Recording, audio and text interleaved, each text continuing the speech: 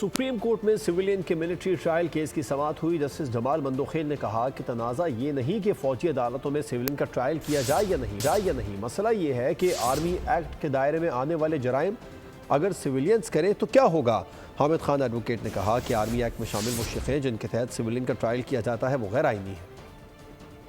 Supreme court میں civilian کے military trial case کی سماعت، جسٹس جمال مندوخیل نے اہم نکتے اٹھائے۔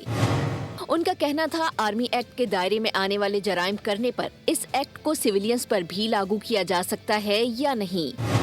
وکیل حامد خان نے کہا سویلینز کا اتنے بڑے پیمانے پر فوجی عدالتوں میں ٹرائل نہیں کیا جا سکتا۔ فوجی عدالتیں صرف فوج کے ارکان کے لیے قائم کی جا سکتی ہیں۔ جسٹس محمد علی مظہر نے کہا کہ اگر ایسا ہے تو پھر آپ کو یہ تسلیم کرنا پڑے گا کہ فوجی عدالتیں متوازی عدالتی نظام ہے۔ کیس کی سماعت اگلے روز بھی جاری رہے گی۔ وزارت دفاع کے وکیل خواجہ حارث جواب الجواب جاری رکھیں گے۔